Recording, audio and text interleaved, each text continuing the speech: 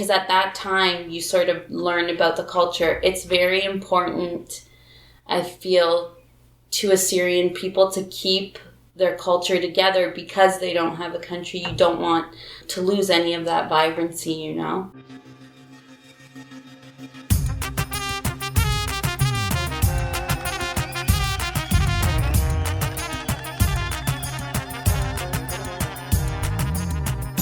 Hello everyone, Adessa here, and it's so good to be back into the groove of things with the Assyrian podcast for episode 163. During the break, I was reflecting on the types of topics I wanted to bring to light. Today's episode topic on marrying into the Assyrian culture has been one I've always been curious about. What is the experience of someone who is an Assyrian and marries an Assyrian? I was thankful that my friends Nick, Atsushi, Lundi, Celia, and Dylan were all up for the conversation. We reflected on their diverse perspectives and experiences together and talked about the joys but also challenges in their relationships along the way. I do want to acknowledge that their experiences are theirs and don't necessarily reflect the experience of everyone else who has dated or married an Assyrian. I hope this episode opens your heart and mind, allows you to see perspectives you may not have considered before, and the richness, the depth, and the meaning that can come when we expand our understanding of what it means when we welcome people into our community. This episode is sponsored by the Oshana Partners, a husband and wife real estate team. Are you considering purchasing or selling a home in Arizona or California?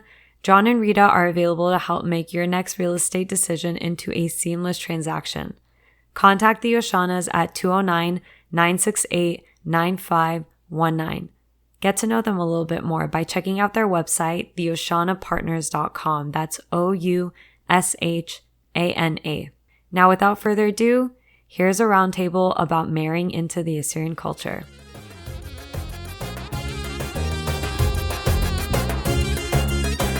We'll start out first by everybody introducing themselves. So name, background in terms of like your heritage or ethnicity, and then how long you've been married to your Assyrian partner. My name is Nick Kosterman. I am of Dutch descent, but I'm Canadian. My dad was born here. I was born here. And I've been married for, I think, just over 3 years now. Yeah, my name is Atsushi. I'm from Japan. I've been married to Yvette from 2005. We got married, so 17 years now. Mm-hmm. My name is Lundi, and I'm South African. I've been married to Michael going on 18 years this July. Wow. My name is Celia. I am Guatemalan, and I've been married to Isho for 4 years. My name is Dylan Coburn. My family's from Portugal, and my dad's side is from Scotland, and we've been married about 3 years. Nice.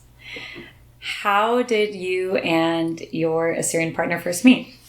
While I was in university, I was working part-time at a computer repair store, and Yvette was a cashier there, and she actually ended up becoming Employee of the Month, her first month there.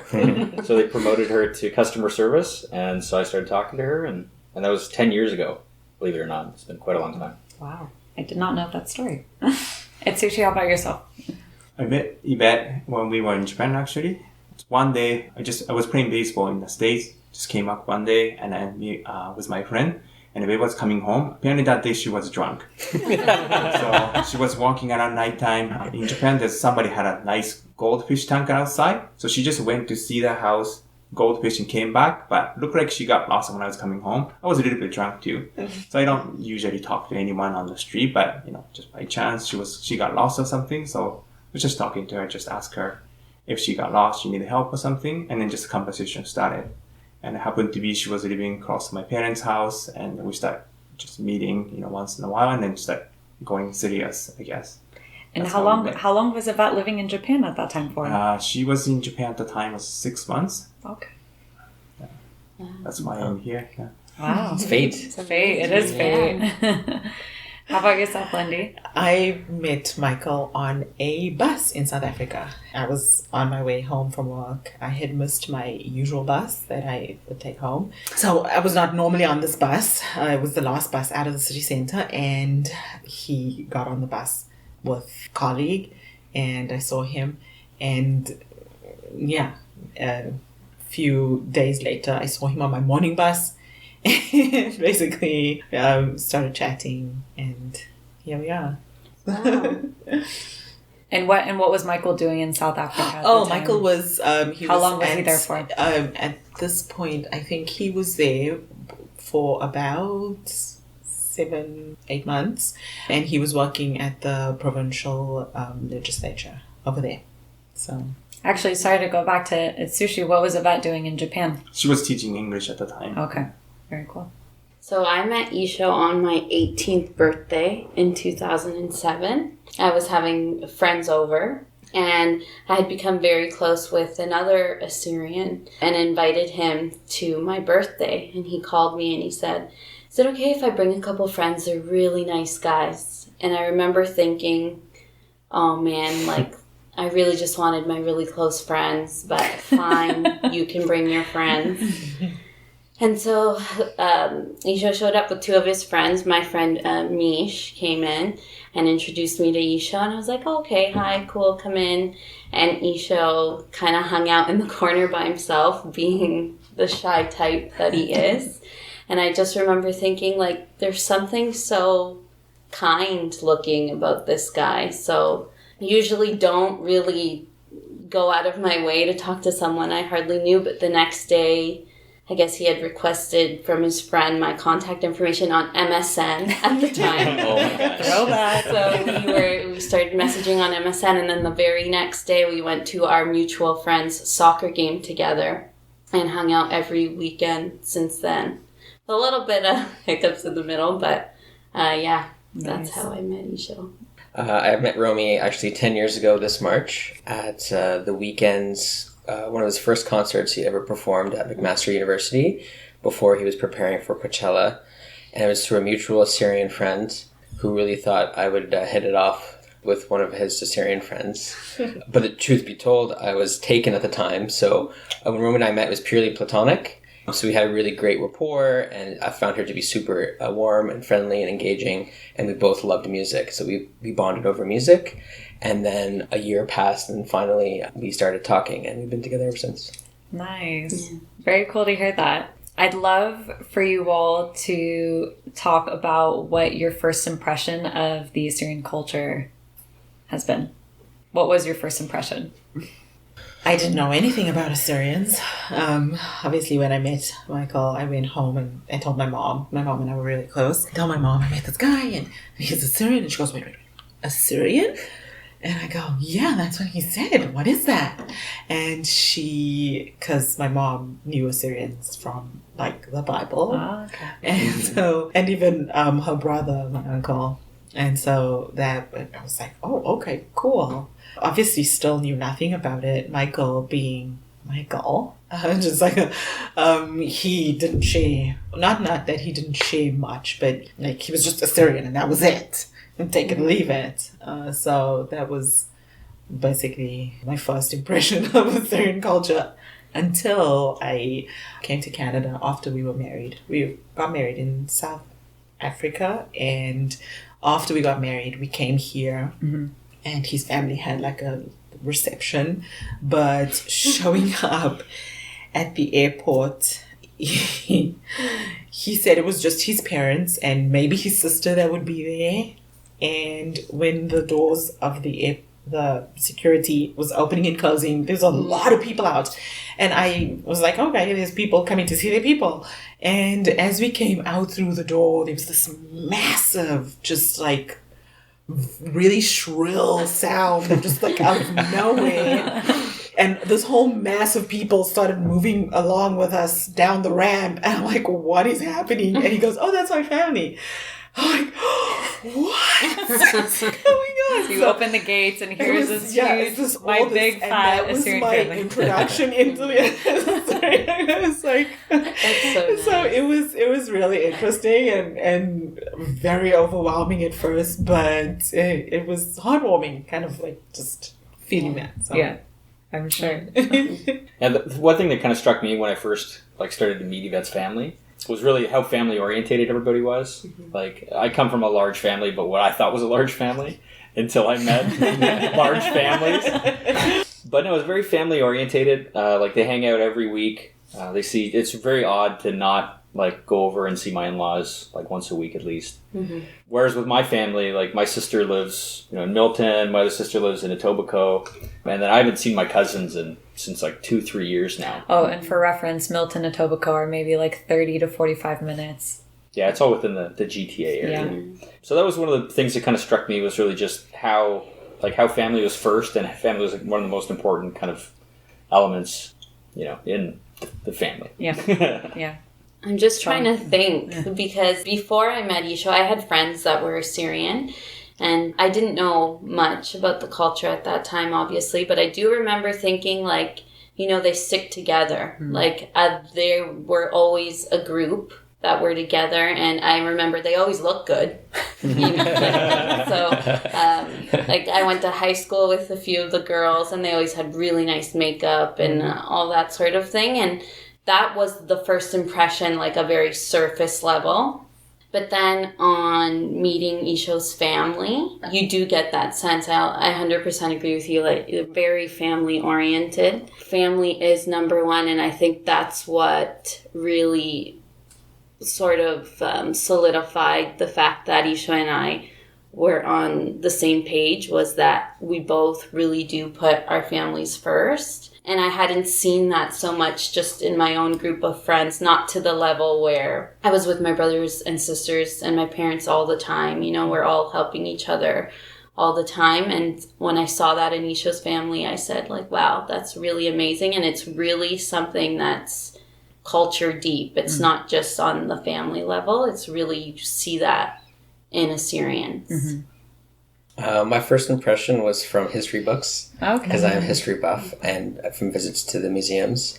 So you knew about Assyrians before you met? I did, but truth be told, I didn't realize that Assyrians still existed in terms of language and culture until I met that friend in university. And then my first exposure to modern Assyrian culture was the Aksu Gala in 2013, and the dancing and the food and all of it. And I wasn't overwhelmed at all. I was actually really excited by how vibrant it was and how warm everybody was towards me. I felt very welcome. Very cool. I guess I'm the same too. I mean, I grew up in Japan. Japan is very, it's an island. I don't get to see many, the foreigners. So first time seeing Syrian, I learned from the grade school. And it's the same as Dylan too. I saw Assyrians history. I didn't think it still existed. It was kind of nice to see and, meet someone from a long time about ancient people. And then the culture-wise, Nick too, I agree with you. It's very family-oriented. Even though I'm a total stranger to them, I guess they never seen Japanese people, but still they try to be accommodating, trying to make home, So each time, whenever you go to the house, they always share food. That's something that's interesting to me. Like, they only have one thing on a plate, but they still offer you fast. Do you want this one? So it's really kind, family oriented, and you get to know them more and more. I think it's feel like really a family. So it's a nice culture. I guess that we have a country, but Syrians don't have a country, so it's really stuck together to keep that. That's how the Assyrian culture is going, and keeping the Syrian identity kind of going. So yeah. I'm curious what your experience was when your partner told their family about you and what that experience was like.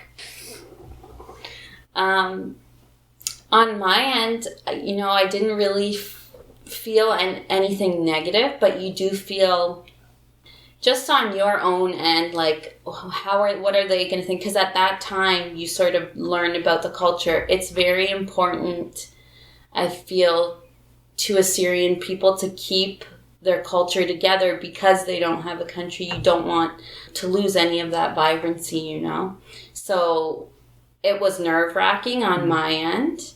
And I think the family does hesitate just a little bit. But once they realize that you two are committed to each other and you're going to be family, like Isho's mom always says to me, like, you're Assyrian. Like, it's welcoming, you know what I mean? Like, your husband is Assyrian. You're welcomed into our family. You're a part of our family, and that makes you Assyrian too.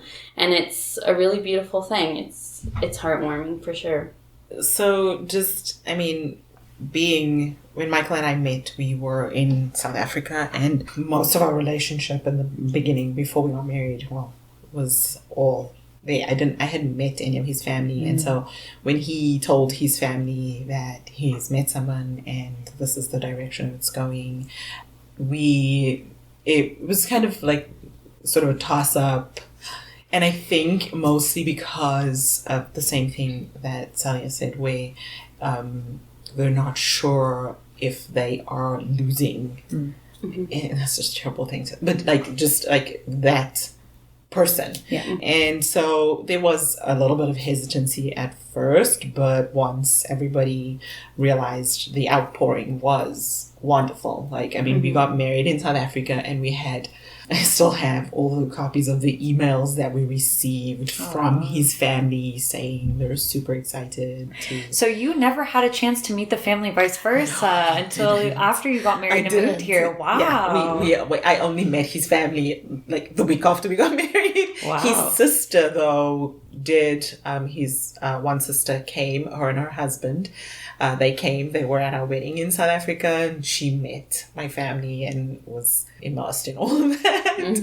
So you were taking a big chance when you were coming here too, because you're like, oh man. Yeah. But I'm sure what's going to happen? Whatever happens will happen. Yeah. I had him. Yeah. And so it was, yes, I had no exposure. I had no... and as I said, I did not know who these people were. I didn't know my mom, and just a lot of people were like, "Oh, Assyrians, are they still around? Are they still a thing?" So she knew about that, but yes, just once it was settled, yes, you're together. He is. You kind of, the family was just really, and not just the family, but the community in general. And I've had wonderful experiences with Assyrian at the functions and the events and all of this with family and friends. It has been a wonderful experience. Once it was going. Yeah. So I think I was fortunate in that one of Romy's siblings had already married outside the culture. So I think there was already a precedent set in the family. But she paved the path. She did. So I have to say there was zero resistance. That being said, I think Romy was still a little cautious. So I met individual members of the family piecemeal over the course of years. The dad being last, because that was sort of the big hurrah. And he was very, very loving. He has a big personality, so I think he wanted to make a bit of a show of it, being the last to know. But they welcomed me like one of their sons, and there's never been any sort of resistance from Romy's family at all. So I'm really appreciative of that. I think with Romy, though, because she's probably the most Assyrian of all of her siblings, there was a bit of surprise that she would marry outside the culture, and that there was some fear that maybe that would be lost. And if anything, it strengthened her identity. And I encourage her to embrace it wholeheartedly. That's nice to hear. Yeah. Atsushi, how about yourself? I think a bit different. So I came to Canada with Yvette 19 years ago. So it's a long time ago. I think they are still dating. Assyrians are dating outside the Assyrian. And also Yvette's parents left Iraq. So they were really hard working in church. And so they are trying to have, I think that they are hoping that Yvette will find the Syrian guy. And then instead, she brought it back from Japan, Japanese guys, they weren't expected.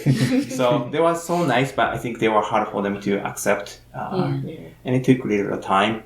And actually, we got married, we were okay, but still, it's not. There was some hesitancy? Yeah, hesitance. But once we had a daughter, Shimsha, everything changed. That moment, we're not existed almost. So that's okay, good. All eyes on Shimsha. We had grandkids because we are the first one to give them a grandkid. So they were really loving, and we named the Shimsha too, so they were really happy. So Little ray of light. Yeah.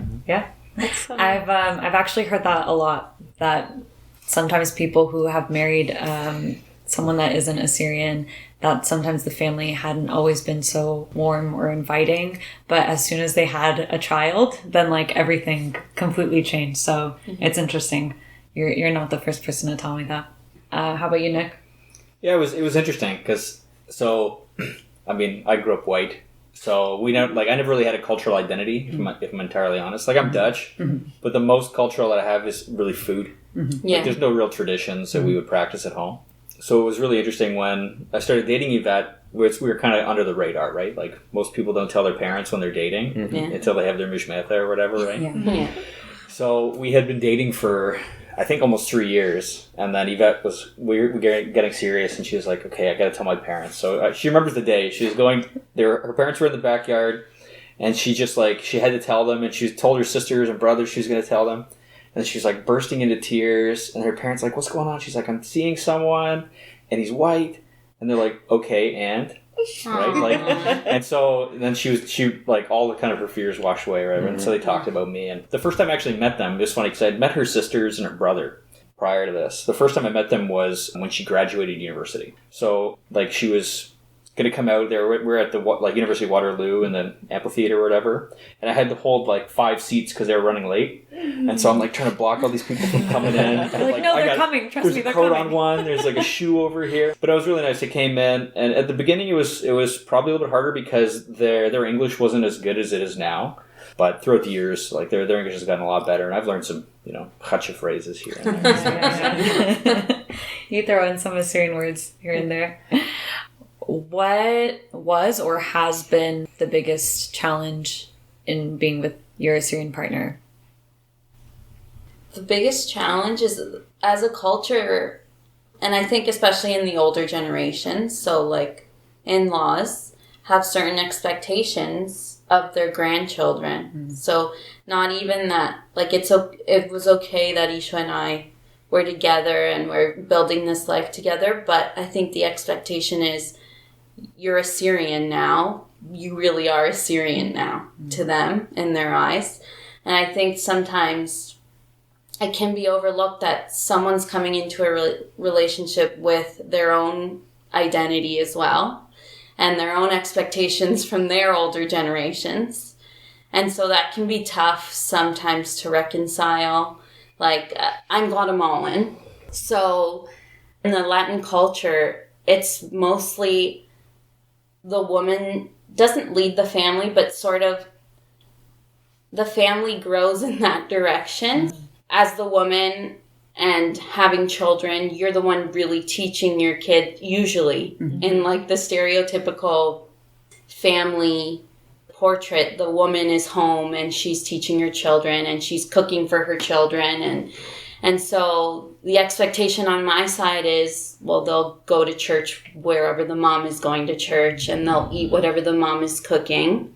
And when you're part of an Assyrian family, the church is a big part of the culture. Doing weddings the Assyrian way. It's a very wedding-centered culture as well, So there's a lot of things when you have the pressures of two cultures that have their ways of doing things. It can be hard to reconcile, we'll do this way and we'll do that without someone sort of having something to say. That can be tough, but I mean, when you're with your person, you find a way to get through that sort of stuff. There's compromises that have to be made all the time. I was going to say, what are some ways that you and Isha have tried to work through that where you're balancing or at least respecting kind of both cultures? To be honest, in my culture, the church is a big part of it. We're Roman Catholic. And so a lot of our traditions center around the Roman Catholic Church. And so the expectation is, well, you're the bride. The wedding will be at your church. Well, he's the groom in the Assyrian culture, and the wedding should be at his church. So to me, it wasn't a big deal.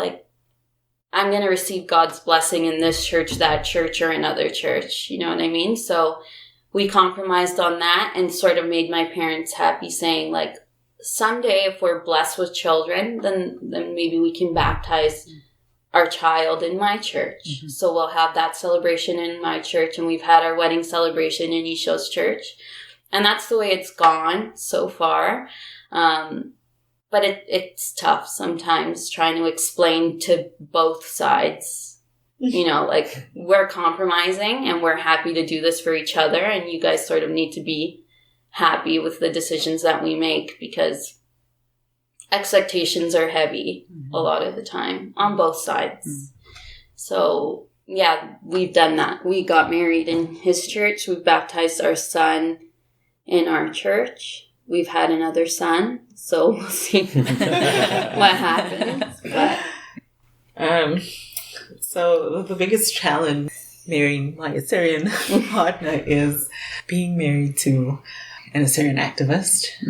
Just what he's done and what we've had to sacrifice throughout the years. And it's been hard, but our sacrifices, there are people out there that are sacrificing so much more. So not to compare what we've had to, but that was just something that from the very beginning of our relationship, it has been a challenge. To put it in perspective for some listeners that may not know, what have been some sacrifices?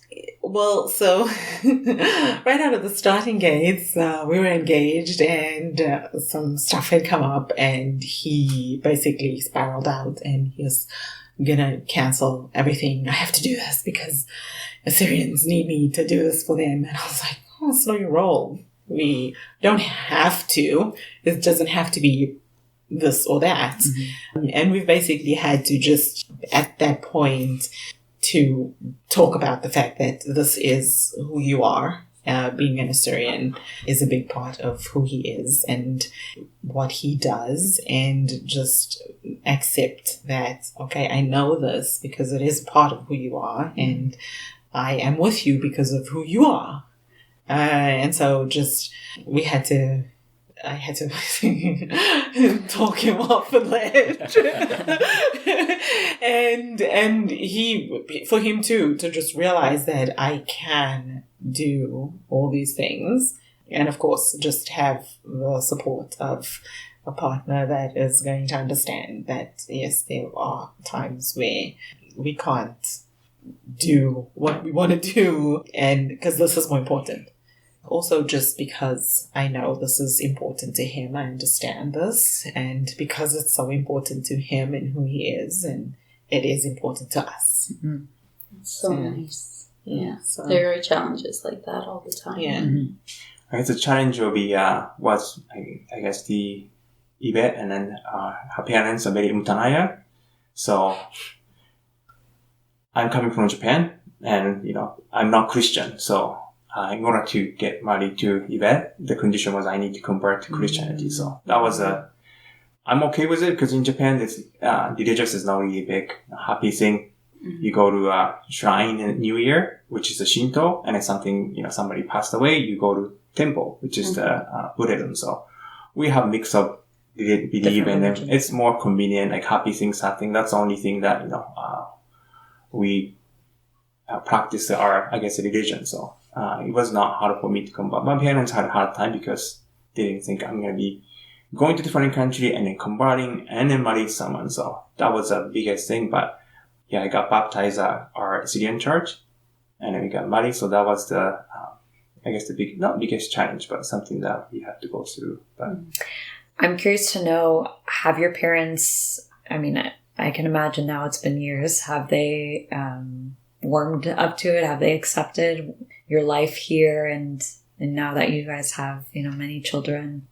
Yeah, they met Yvette when we were in Japan, so they know Yvette. They loved Yvette, so they didn't have a hard time. I think the only thing is just we're far away, and it's not easy for them to come here, and we haven't, gone back really as a family. So that's the hard part. But yeah. Honestly, can't think of anything. Okay, there isn't anything that was challenging. No. I mean, the first time I had pacha was probably interesting. With enough lemon and sumac, it's pretty good. That's hilarious. My favorite. But I cannot do it either. no, I cannot get used to pot. I really like bumbar. The mayore, right? Yeah. I can't eat the casing, but I can. I'll be honest, I haven't had it.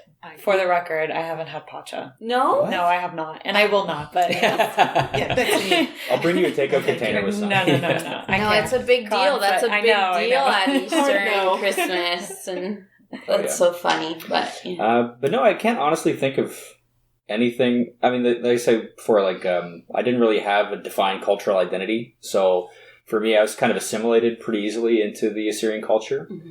And I grew up Roman Catholic, so same kind of thing. Like most of the holidays are the same, and church for Assyrians is a little bit longer. Mm-hmm. Like my Catholic mass was like 40 minutes. Yeah. So a little bit different in that regard, but otherwise it's been great. Like I've been welcomed into the family. Like I have 2 sisters on my side, but now I've got 2 more. So, and if anything, I'm closer with my my sisters on my in-laws side than I am with my own family. So I can imagine the language, maybe. A little bit. I mean, like I'll just call him Baba. So like my father-in-law, his English. But you do call him Baba. I call him Baba. Yeah. Yeah. I call my father-in-law Baba Nono. Oh, yeah. I found like his English has gotten a lot better, and I help him out with stuff all the time. So like stuff with his truck, or like at work. Or like help them. They did some renovations at their house and stuff like that. So like I've always been hands on. So like that was really nice that I'm able to help them with those kinds of things wherever I can. And yeah, like my mother-in-law, same thing. Her English is better, I would say, than Bob's. But yeah, otherwise it's been great. No complaints. Too many weddings. But It's expensive. This year is going to be insane. Yeah. But in general, though. I think we've got like 8 weddings so far this year. Yeah. But it's always fun to go and dance Shehani and Babaka. I just learned how to do Shehani. Yeah. So it's so fun. Like it really is. The Assyrian culture is such a fun culture.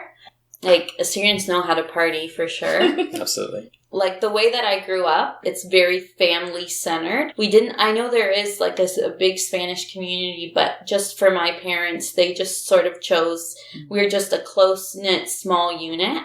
So getting with Isho and meeting his family, and sometimes I feel like I've now become part of like the most Assyrian family that I've ever met. There's so many events all the time, you know what I mean? And so many family get-togethers, and it is such a, there's no other way to put it, like a vibrant culture. And you hear about all the things that Assyrians have gone through, and you think this culture is so strong. It's such a strong group of people that they've been able to continue all of their traditions the way that they have. It's pretty amazing to think about for as long as they have. And sometimes I feel like I know more about that than I do like my own sometimes. Yes, absolutely. You know what I mean? Like, and it's just like without going to events like the past 2 years, I found myself missing hearing the music. You know what I mean? Yeah. As loud as it can be. Yeah. It's right in your ear. Dylan, I didn't want to miss you. Yeah. So religion as well, I think, is the challenge. In my case, it's a little bit different in that, so I grew up Roman Catholic, but I became non-religious in my adult life. So very early on, Romy and I had a conversation about that because I knew how important it was both to her and to her identity and her family as well. Mm-hmm. So we came up with sort of some compromises very early on to set expectations. So, for example, we would get married by an Assyrian priest, but it wouldn't be in a church. It would be outside. Which is exactly what you did. Which is exactly what we did. Our child would be baptized, but whether or not they went to Catholic school would depend on which school was best in our area. And then as far as that conversation goes, when they're older, the freedom for them to choose what they want to do and not be sort of indoctrinated at home. And so those are the kind of things that we came up with. And so that hasn't really been a challenge because she's been on board completely with that. But that's probably the only thing that we really differ on. And I feel like that's a very respectable balance. And I commend you both for having those kind of conversations so early on, because I could imagine had you tried to, dust that or put it under the rug and try to deal with it later, it could be catastrophic. It could get messy. Yeah. So you all decided to handle it from the get-go. And yeah, it was definitely a shock, I think, for her at first. And she was worried about how her parents would take it. mind you, I'm pretty good at blending in, and I do know what I'm doing. So like I know the sacraments, I know the prayers. So, and I'm not, trying to change anybody's mind. I'm just trying to live my best life. Yeah. And I want our family to do the same. Yeah. To go along with that, how have different parts of your identity, whether it be ethnicity or faith or anything else, had an impact when you were dating and now married? As far as cultural, we were a very, same as Nick, didn't have as big, had a big-ish family, not as big as Assyrian, and where there are some crossovers and similarities, it's just the closeness with the family and always seeing your family and being really close with them. So that too was easy enough to get all of that incorporated, because from both sides there is that similarity where we have cousins, close with cousins and aunts and uncles and all the relatives are close by. So it was easy enough to do, and also Michael and I were not big, not that we're not big on traditions, but just in our family there's nothing that like, okay, so this is happening and this is how we're going to do these traditions, these cultures, and so it's like just all very just go with the flow kind of thing. But it was easy enough to do just because goodness, I'm the kind of person that can, my mom always said that I have a very roaming spirit because I can just as easily have been wherever and never really had culture shock when I came from South Africa to Canada, except for the cold. Terrible. Coming from South Africa where like a beautiful spring day is considered winter in South Africa. So, other than that, I didn't have culture shock when I moved here, and likewise, Michael, when he went to South Africa, he lived there all that time. There wasn't really anything because he also found that it was very much family oriented, and everybody was just kind of warm, welcome, open, come. Do you feel like with raising a family, there has been components from your heritage that you have brought forth within the family in addition to the Assyrian? So it's mostly the food, and my kids didn't know until the big girls went to South Africa. We went to South Africa just a few years back, and when they were there, they were like, "Oh, what is this? You've never made this for us before. Why don't you do these things?" And so since then, there's been more pressure from them, but also just little things like we back home do a very big, especially for girls, do a very big 21st birthday. It's like we don't do Sweet 16, but 21st birthday is done really big, like very similar to like a quinceañera. Yeah. Is there a significance to 21? Yeah, so you basically, that's when you are considered an adult and you sort of like come out and it's like the big fancy dress and the big party and all the family and the friends and everybody, and so my girls have said that when they turn 21 they want to go back and do that there because they don't do it here. That's so nice. And so I was like, okay, that sounds like fun, because they've seen my pictures and videos and stuff from when I had it and heard from the cousins, oh, this is what's happening. So that was basically just with the kids. It all highlights with the kids and all the little things. You don't always think that they're important, but they do when your kids are interested in it and then they show an interest. Like, okay, so maybe we should start doing this. And at times you don't realize that they're picking up on stuff where you don't think it's anything. Like we hadn't, with all of this pandemic mess, obviously not had anything going. And sometime in last year, my youngest kids were in my room and they were just lying there and they're talking about, family, cousins and whatever and weddings. And they were listening to music. and somewhere in the playlist an Assyrian song came up and they all jumped up and they're like, Mommy, where's those jingly cloths? Let's dance. And so I was like, okay, let's go get the jingly cloths. And we had ourselves a little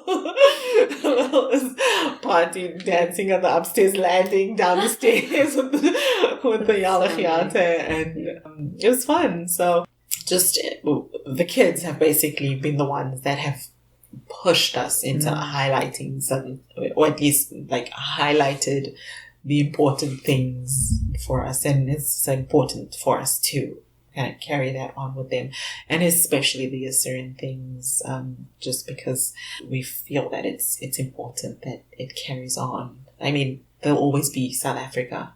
They can always go back there, and they can always connect with. It's that much harder to go back to Assyria and do that, despite the fact that they've all, or at least majority of my kids have fought that yes, there is an Assyria. When they had to do a countries project for school, I'm like, we're doing Assyria. And the teachers are like, no.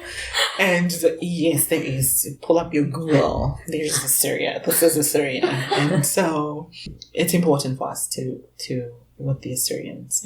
I mean, we're not all that great, but we try. You're wonderful. You're wonderful.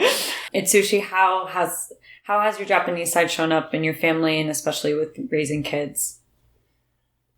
I think we didn't have any challenge because in a way, kind of we gained both sides of culture. Mm-hmm. Like, I like the Syrian culture, which is something new to me. But actually, you do a little study. Actually, Syrians are influenced in Japan for a long time ago. So there's a little connection too. It's kind of interesting to see there's a relationship in a long time ago. Wow. So there's a little bit connection there too. So when you go to the temple, there's a Syrian lighting that you can find. So it's kind of cool too. And then Yvette's side too, they gain Japanese side of culture. We actually both like parties in Japan's. Everybody think they're working hard always, but yes, we do work hard. But we know how to have fun in a way. So there was lots of festival, in Syrian too, there were lots of festivals. So we took the good side of the both culture. And have fun. The kids too, they take the both. Nice. Have fun. It's a completely different food too, so it's a fun to have variety of things that actually add to our life. So. You all talked about some of the things that you appreciate about the Assyrian culture, such as the closeness, importance on family. Is there any other parts that you, if I were to ask the question, what do you appreciate about the Assyrian culture that hasn't been discussed? There's a lot. There's well, I guess I mentioned it already. You guys get together. There's so many events so often. It's such a nice thing to do. Like, just being together, you see it. You see the strength of everyone as a community.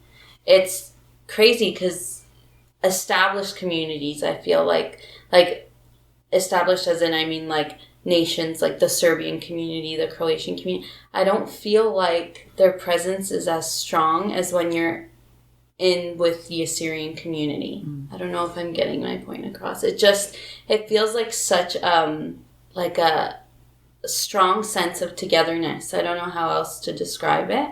The events I appreciate a lot just because it's fun to get together and dress up. Everyone does their best to look their best at Assyrian events, and that sort of stuff. It's like little things that you appreciate about it, not so much the big things as like the church or the family. Those things are amazing too, but it's the small thing, the fun things.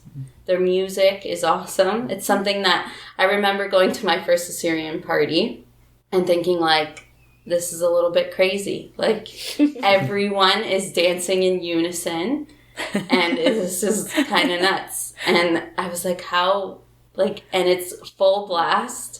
And it goes all night. And I was like, I don't know how they don't get sick of this because it's kind of... But then you come into it and it's like something you can't be without after you've experienced it. Yeah, for me, going to other weddings is pretty boring in comparison. Yeah. I almost only ever look forward to Assyrian weddings for that reason. But I think going back to what you were saying earlier, I think a good word to use for Assyrians is that they're very resilient. And I appreciate that. And I know there's been a lot of suffering in their history, but their resolve and their ability to stick together and to push on and to continue to fight for whether it be nationhood or an identity, I think is really admirable. I think as a Canadian, I take a lot of that stuff for granted. So when I was exposed to that, it made me really appreciate what they're fighting for. Yeah. So I think that's something I really admire about Assyrians. Yeah, I think you said exactly what I was trying to put together and I couldn't say is, they're so resilient. It's the pride that you feel from every Assyrian that they're together and they're still here. It's so, you don't see that in anyone else. Like you said, Umtanaya, there's so many Assyrian Umtanaya. Everyone is so proud of their culture and they're not scared to show it off. And that's amazing to see because you don't see that in other communities. You know what I mean? Yeah. Just an observation. One thing I've noticed is once you can understand Assyrian or Surat, you'll walk around and then you can differentiate between people speaking Arabic and then people speaking Surat. So we'll be walking through the mall and I'll hear it.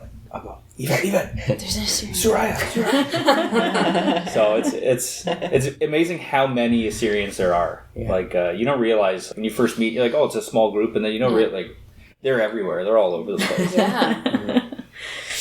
The most fascinating thing about Assyrians for me has always been, and I think it speaks to that resilience and being connected. Everybody's related. Yeah. They find a way. Cousin and people that their great grandparents were neighbors and they're trying to explain this to you, and it's and your uncle married her cousin and it's how do they all keep track? I'm a cousin. So my first Assyrian convention in 2005, Boston. We showed up and I was expecting my first at the time, and we showed up at the hotel, checked in, and we had to escape upstairs because there was a lot of commotion and I was a bit cranky and we had just traveled on a long road trip and so we were up in the room, settled down, got dressed. We had to go back downstairs because there was something happening. And at the end of the evening, I was like, dude, you never told me you have so much family. And Michael goes, what are you talking about? I was like, this person came and they're your cousin and that person. And because we would walk and every few steps someone came up to me and introduced themselves. And I was like, yeah, I'm his cousin, his mother's cousin, his father's cousin, this one, relatives. And so it was just, are you really related to everybody? But I feel like it is just that connectivity where everybody is somehow looking to be a part of, and that is great. And it sometimes is it's funny, but it was kind of cool. Yeah, how it's you're a cousin. Everybody's a cousin. Yeah. Going back a little bit, you all had mentioned that in some way, shape, or form, when you eventually had met the family, they either were immediately warmed up to you or it might have taken a little bit of time, but they eventually warmed up. Have you had the experience from others outside of the family in terms of any comments or judgment placed on your partner as a result of them marrying somebody that wasn't Assyrian? And what was that experience like? Or what is that experience like, if that's something you still deal with? Isha and I talk about it all the time. Isha's family is just very active in the Assyrian community, I feel. And when we talk, even myself thinking about it, of all of Isha's siblings, they're all partnered off except for the youngest. Isha's kids are mixed, so they're half Assyrian, half Guatemalan. And it blows our minds. We can't believe that your kids are not fully Assyrian. I don't know where it comes from, but it's he can't believe that he himself married out of the cult. I can't even believe. I don't know how to explain what it is. So that's interesting. So both of you are shocked by that. Yeah, it's Power of love. Explain it. Like, all the kids are raised to be, like, proud to be part of Zoa and, you know, like, Suraya. And then I think, are my kids going to be different or feel different because they're mixed? Like, I remember even before I had my kids, I had a little bit of a thing where I thought, are they going to... I shouldn't have ever felt it, but it did cross my mind. Are they going to be as loved as the grandchildren that are full Assyrian? Like, are they gonna feel maybe something different because they're not fully Assyrian? And my in-laws adore my sons, and their cousins adore them. They like, it's a bond. It's crazy to see their bond when you see them all together.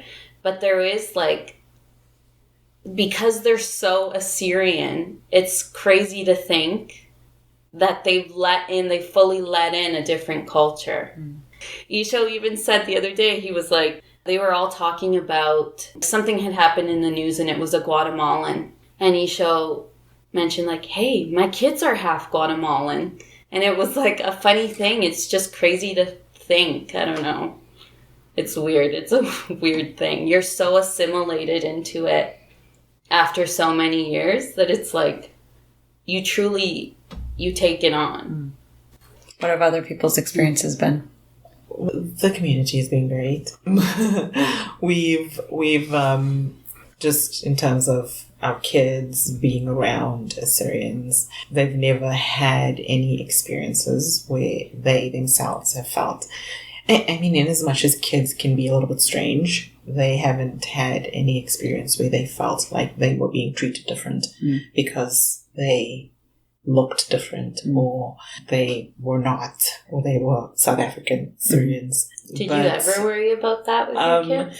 So when I was expecting eldest, my uncle, I had made a joke saying, yeah, there's 2.5 of us. And he said, don't say that. And I was like, what did I say? And he goes, your child is a full child. So don't half. And so we've taken from being 2.5, even with our kids, we've taken it to, and kind of moved it to Assyrian. They are fully South African and they are fully Assyrian. So they don't think of themselves as half. Yeah. And so in doing so, we haven't really ever considered, this is something that it should be, and they always were just. And they too they will say, what are you? I'm Assyrian. I'm South African. I'm Canadian. Because they were all born here. So it's a hodgepodge. But it seems to have kind of taken that concern away where they just are all Assyrian and all. They're not mutually exclusive. Yeah. That's so nice. Yeah. That's something that I really hope for my children, is that they can be fully part of both cultures. Like, I expect my children to grow up to be as proud as their uncles are and their dad is when they're out dancing on that dance floor and they're like just going at it. I expect my kids to be there with their uncles and their cousins.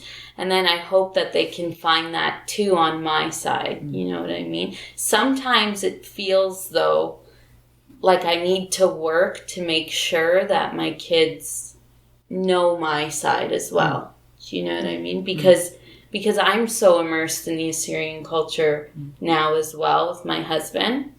I feel like sometimes I forget a little bit of my own identity, ethnic identity, and I forget to bring that in too. And so I hope, I know my kids are going to be proud Assyrians. I hope that they'll be proud Guatemalans as well. I think that's the thing. Just because, my family isn't, they don't really have a presence that way. They're like grandma and papa and aunts and uncles, but not we don't really talk about this is the Guatemalan tradition. It just sort of happens. And maybe it'll be that thing like Lundi said, and the older that they get, they pick up on certain things that you think is like, you know, second nature. Yeah. And then that's what curiosities spark it up. It does. And also, I mean, as they get older, they are figuring out who they are and want to know more, so they will ask more. And they will remember the times where you did something that was related to your background or culture, and they'll ask about it. Or I mean, for me, it's not separated, but because of the distance, my whole family is all in South Africa, and we are here with my husband's family, who are all Assyrian, and so. But I'm still so connected with my family, my sister and aunts and uncles and everybody that's back home that I'm constantly talking to them always. And my kids are all in touch with all of them. And so it's easy to just, and then also just the experience. I mean, as I said before, there'll always be South Africa and all of this with my kids and their South African background going to South Africa, being with the family, even if it was just for 3 weeks. When they came back, it was like it filled up their cup. Yeah. And so they had that experience. They were around the family, they heard the language, they saw the places, they had that experience, and so it reinforces it.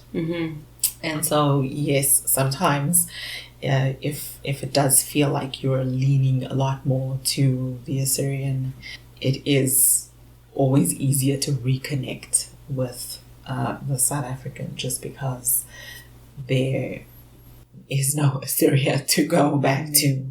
And I not is no Assyria to, but it's that much harder to reconnect with the land, so to say. So it's an interesting point. Atsushi, I'm curious about your experience, because I think yours is a little unique in the sense that you've also been an integral part of the Assyrian community here. I mean, you've held a position, or maybe multiple positions, leadership positions within the Church of the East here in Hamilton. So you've been not just with an Assyrian partner, but have had a role where you see the community frequently and they see you frequently. So I'm curious what that experience has been like for you. I think the experience-wise, I'm not Assyrian, but I am part of the CEDA church. So I do the accounting. I'm an accountant, so I'm doing accounting for the church. And I also volunteer at another Assyrian organization as well. So I'm not Assyrian, but they always welcome me and as a part of the group. And so I haven't had any challenge. Actually, I'm enjoying being part of the, not just the culture, but it's a, organization, be part of the group to share this or continue the Assyrian heritage and cultures. That's important to me as well, because that's something that we can, leave to my kids as well. Go to Japan, it's easier. Just go to Japan, you enjoy the Japanese culture. But Assyrian things, we have to keep it. So that's really nice. So church, I was a bit surprised too, because when you go to church, everybody speaks Assyrian. I have no idea. When I go to church in 1.5 Mass, I have no idea. I might understand 1 or 2 words, but it's nice to be part of the the group. Nick, Dylan, I'm curious on your experiences in the larger Assyrian community. Has there ever been a looking twice or shocked from knowing your partner and that they decided not an Assyrian? Did that have any effect? Did anybody care? I'm curious. I feel like I've never personally had anybody say anything against me. I'm sure there's some people that are they're the more traditional people that think that you shouldn't marry outside of the outside of the culture. But everybody that I've come across throughout the last God knows how many years has been really welcoming and really nice to me. So I've never really had anything. For me, I mean, I'm not naive enough to realize that our wedding wasn't as big as it probably would have been if my wife had married an Assyrian, and that there were probably people who didn't come as a result. People I've likely never met or never will meet, so it doesn't really bother me. I did have one incident where I was at a wedding wearing the Jilet Kumala. Yeah. And, if I have that on and my beard, I kind of blend in pretty well, except that I'm not great at dancing. It's very clear that I'm not Assyrian, as best as I try to blend in. And I did have an older gentleman, when I was done at the bar, come up to me, and I didn't know who he was, and he asked me if I was Assyrian. I said no. He's like, I knew it. Oh, like he was watching me the whole time. Aww. I think just because of the way I was dancing, so it makes you realize that people. There's a lot of Assyrians that don't know how to dance either. Yeah. Exactly, very true. And they just sit there, right? Yeah. So at least I'm out there. Yeah. But it makes you realize that people are watching, right? Mm. Like no matter what, people. I mean, it's human nature. We're all observant. We're all very curious. Yeah. And I want to say that he was actually very impressed. It was not in a negative way. He was like, that's really cool that you're doing that. Yeah. So you do realize that you are being watched and, perhaps being judged, but I think the people who really matter in your life, they're the ones that their opinion counts. Mm. Good point. I have gotten comments before, from just older Assyrians being like, oh, but you've been part of the family so long, you don't know Assyrian yet? Mm-hmm. You need to speak Assyrian. You need to speak Sudeth. And I was like, but he doesn't know Spanish yet. But I understand. Yeah. You do get, you pick up on the words and, you can... And Isho's mom always says to me, you listen as if you're understanding everything that's going on.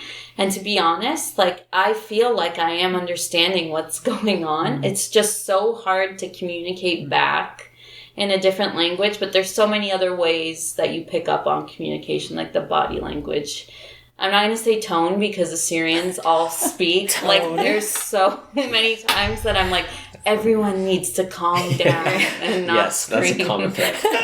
They are very excitable. Yes. Very passionate, yeah, you could say. What's your favorite Assyrian food?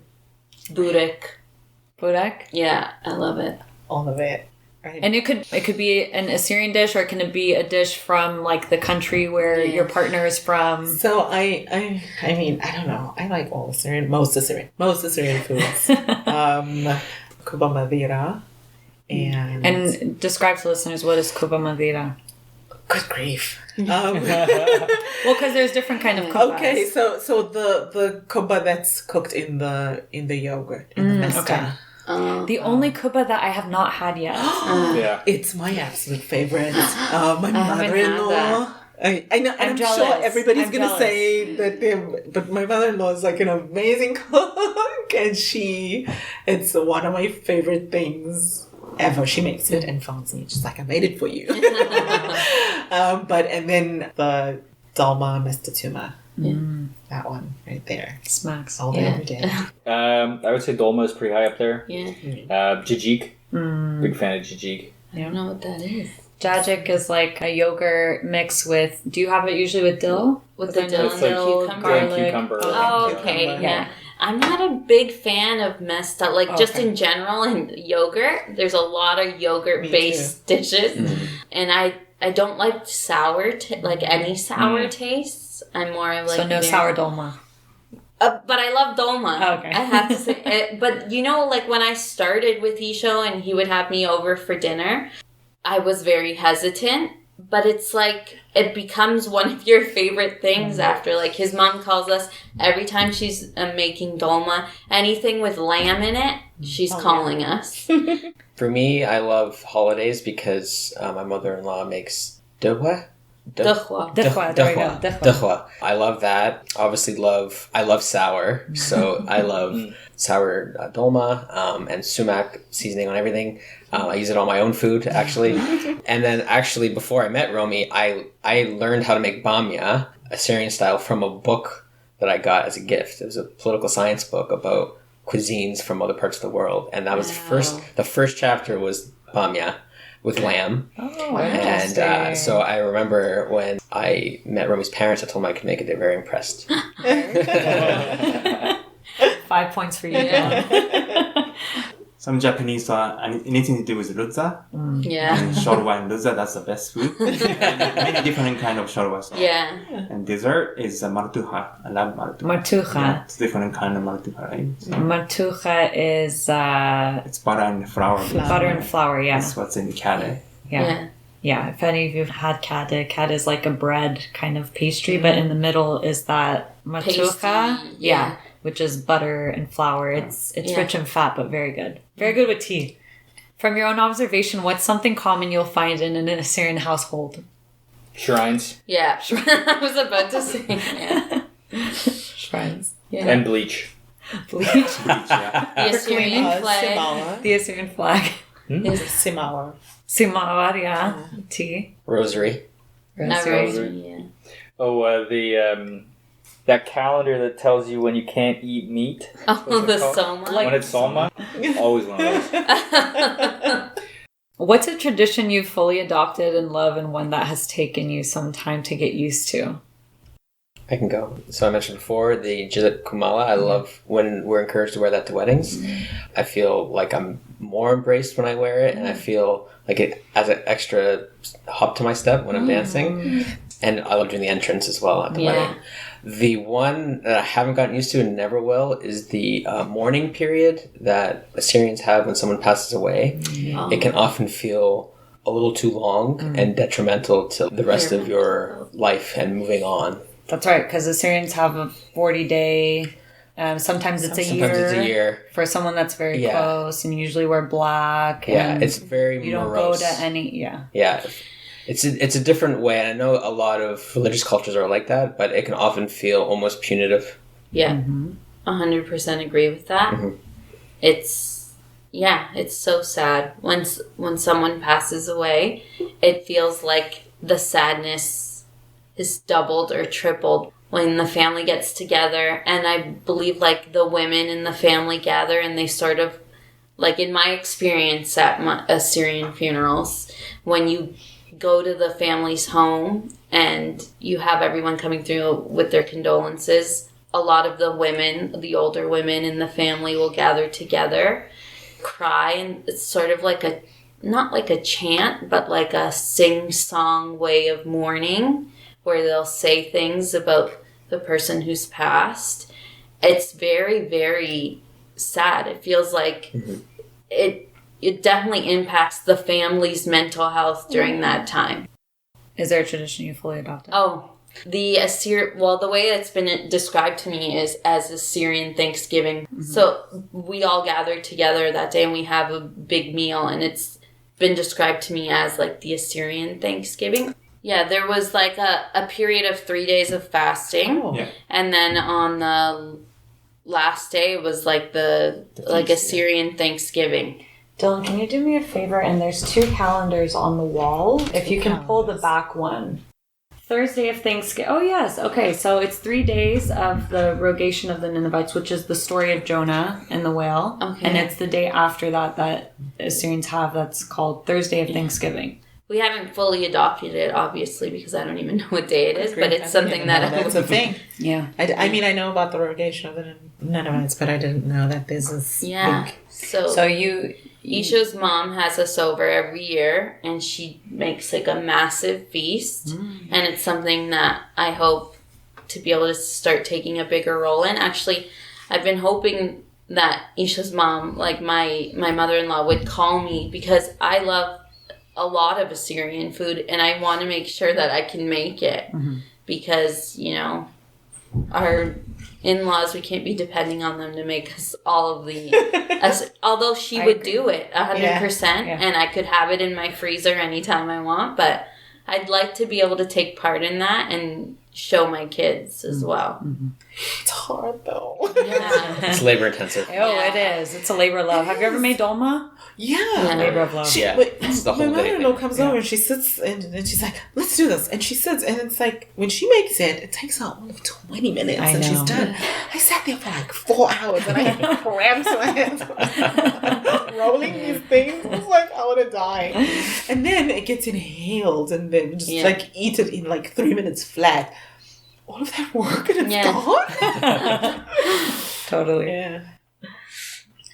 So, as I said before, we're pretty easygoing, and we don't really, there's nothing cultural that we really do at home, but my favorite is the weddings. The weddings. I love the weddings and all of it, like all of it, like from bringing out the bride and when she leaves her house and the clothes and the music and the dancing and the yalchiate and bringing them in and just all of that. It's so vibrant and it's just so beautiful and happy. And yeah, it's just and it's so easy to be caught up in it, even if you, like, the first time you go and you see it, yes, it may be a little bit, wow, what is this? But you get sucked up into it and just become a part of it.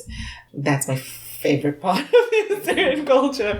And yes, as costly as it is to be going to so many weddings, it is one of the things that I really love about the Assyrian culture. And I don't know, I haven't, with obviously our own kids, haven't been there yet, and we haven't had a lot of it, so I do miss it, but I don't know what there is that I haven't gotten used to. But I don't do any of the fasting, all of that. So that's something. It's like, oh yeah, let's try it. Yeah, I don't. I don't last a couple of hours. I cannot. So a lot of it's like food. So like, because I growing up Dutch, we had tea all the time. Tea is like a staple of the country. So when I first started having it with cardamom, that was kind of like with hail. It was a bit of a shock. But I've kind of really I don't really drink tea without it now. So that's kind of like the one that I've embraced. The one that I don't necessarily get is there's like this insane push for having the cleanest possible dishes in house. I don't know what it is. Like, I'll use my dishwasher, but I know people that they won't even use the dishwasher. Like, they refuse, or they'll use it. It's a drying rack. Yeah, and that I never really processed that one. I never really kind of understood that. Yeah. You're really good at the Assyrian call. Oh yeah, the kalkaltra. That'll probably be loud on that. You're better than most Assyrians. That'll be a bit loud on that. Yes. My father-in-law, he went to, where did he even go? He came back, he brought me a zurna. Yeah. So I have a zurna now. Although one of the hardest instruments to learn how to play. And I understand why they pay people like a lot of money to do this at weddings. The dahol is much easier. Yeah. But you've played the zurna, right? At like family events? Oh, yeah. Yeah. Yeah. And then my father-in-law comes over and he'll stick a $20 bill on my forehead. So, yeah, like that's one other thing that I never really got used to was the zurna. It's just so loud. But, no, there's not really too much that really caught me off guard. Nice. I think it's a soma fasting. Because that you've adopted or that you've gotten used to? Well, my mother-in-law will do half a year for fasting. I don't know. She does everything for fasting, but we can't do it. But we'll pick and choose that what's important to us. But still, I'm not growing up doing fasting, so something that I'm not used to it, but it's important. So I want to quickly talk about names. It was something that I was thinking about right before we gathered, because for those of you who have families, talk to me about whether it has been intentional or not in terms of choosing a name for your children.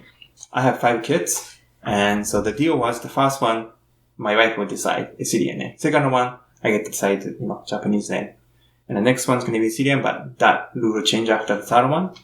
So the only second one has a Japanese name as the first name, but the rule was both, kids have both Japanese name and Assyrian name. So the oldest one is Shimsha.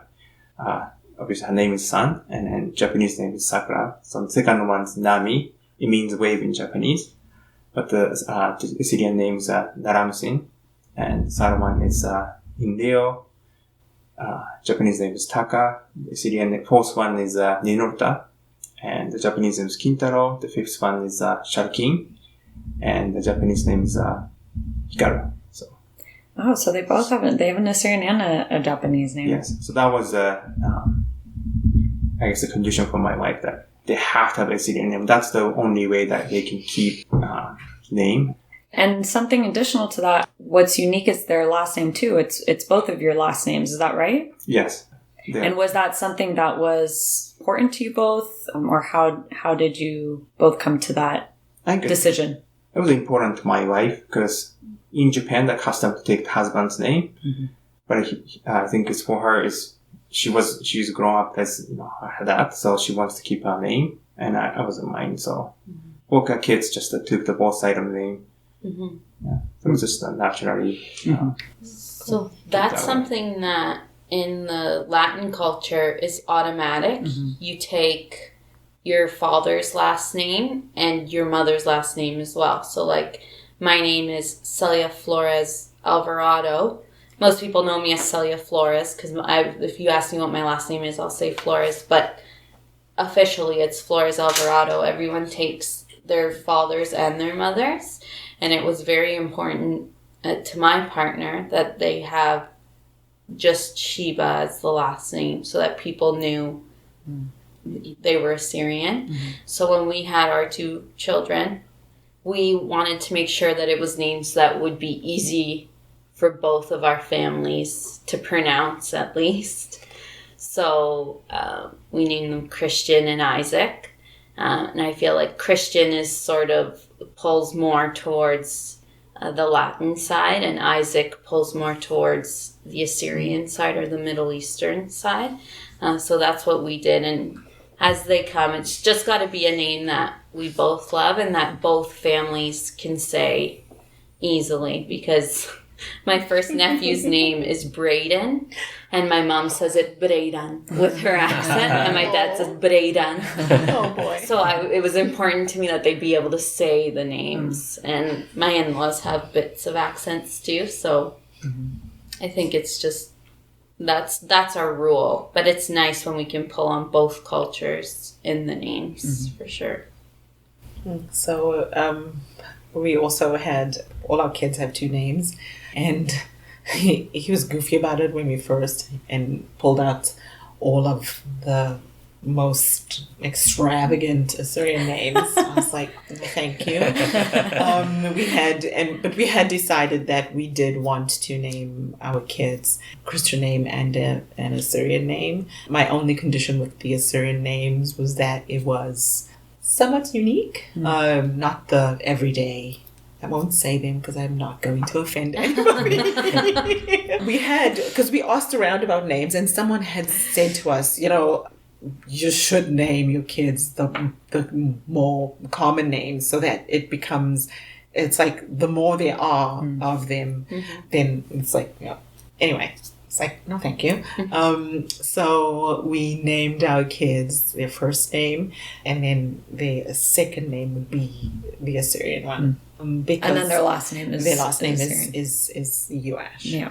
And so, that was the rule, because he was being outrageous. It's like, fine, you can have outrageous and you can sit second. But I like our kids' names. Our eldest is Michaela Walita, Marian Atalia, Gabriel Sharokin, Lucian Ramil, and Clarice Larsa. Wow, those are all so nice. Yeah. It really sounds nice to you. I didn't know their middle names. Those are all beautiful. Yeah, so that was, and it's just short stories. We met when I was expecting, and we had asked everybody for names, and I was like, no, thank you. And we just by chance met. We were in Washington, D.C., and Michael had just done a press conference. And I would go and help him out when he was doing that. He didn't have a secretary. So I was like secretary. And this woman came up at the end of it, and she's like, she introduced herself to him saying, oh, you're Syrian and you're doing this for Syrians. And her name was Walita. Walita Cannon.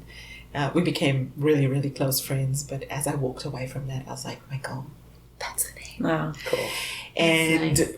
He's like, wait, what? I go, that is going to be a name.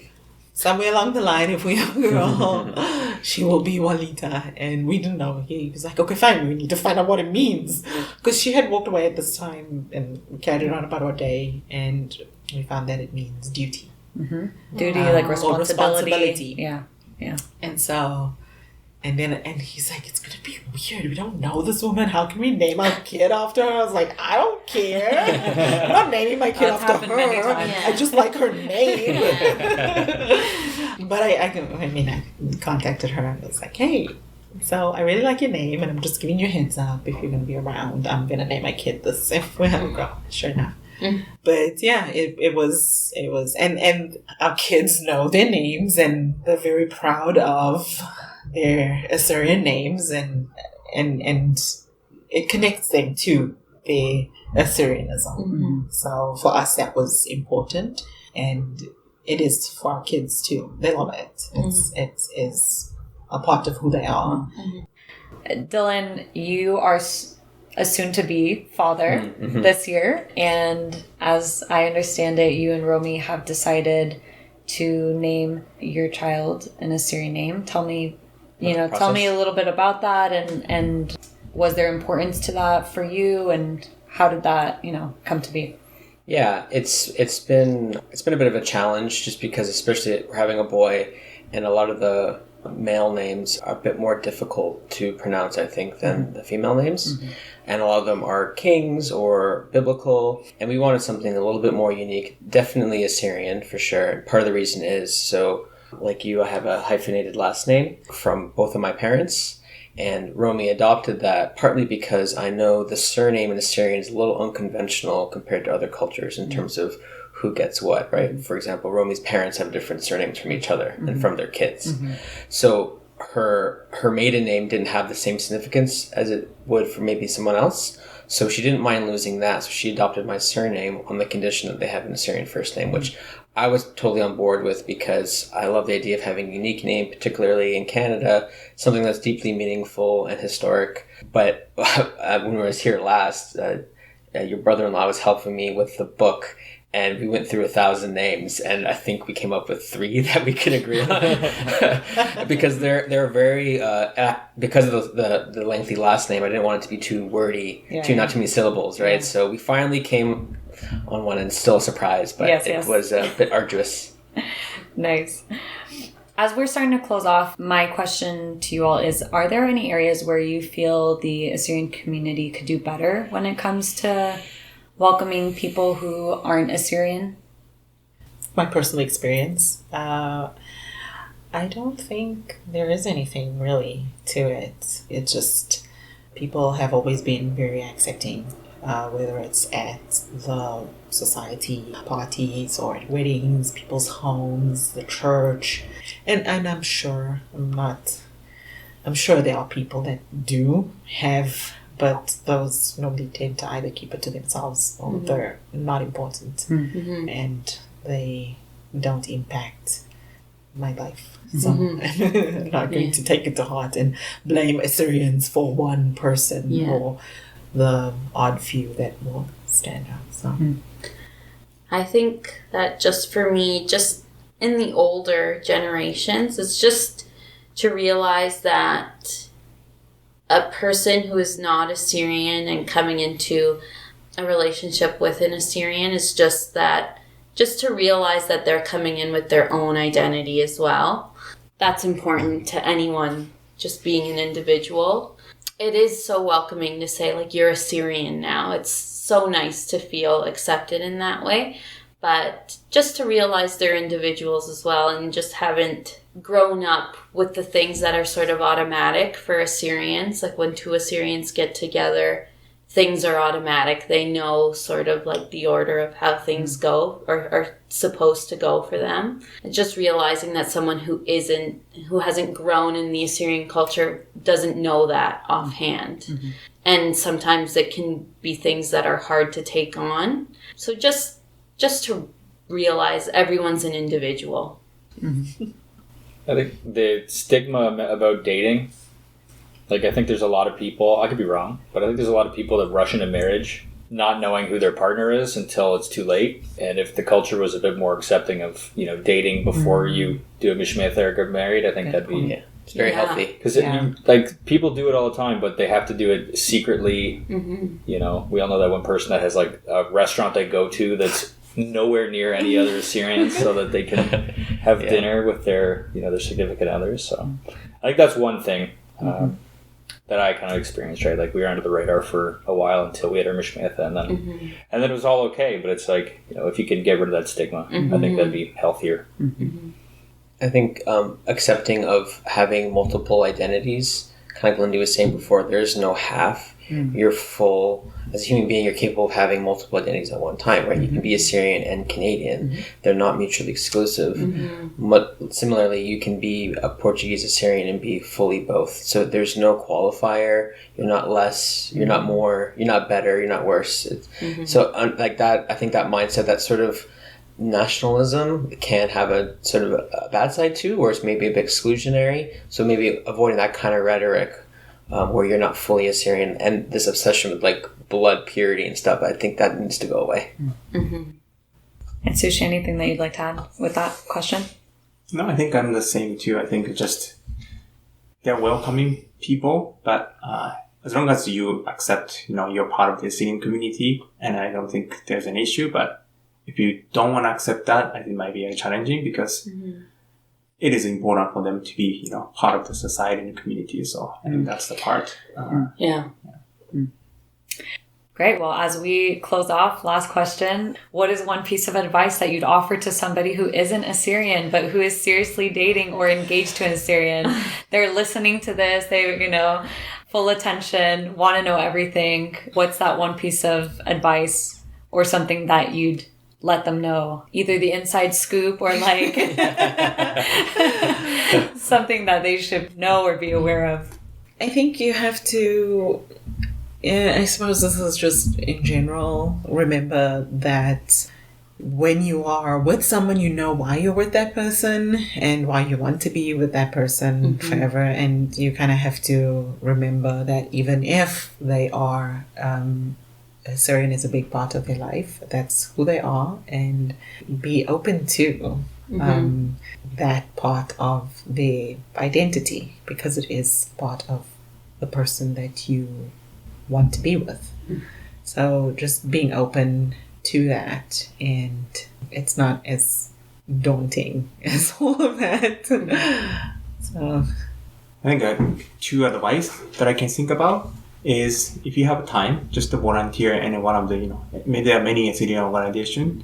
Just volunteering is really good to understand the culture, because that's where you meet so many Assyrians and, where they come from. So that's a really good way to get into understanding cultures, and then I think it's really important in the long run too.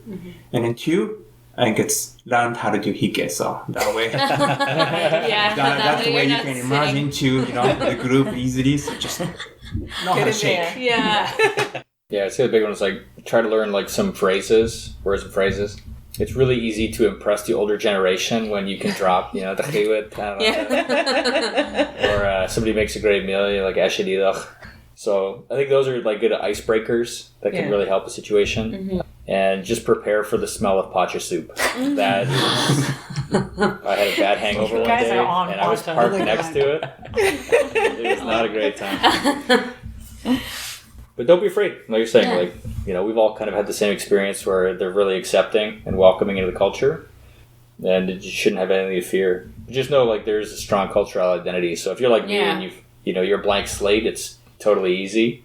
But if you've got a really strong personal identity with your culture, that might be a point of friction between you two. Yeah. But it's also totally doable. 100%. 100%. Yes, it's about compromise and finding a comfy, cozy in between that works with both of you.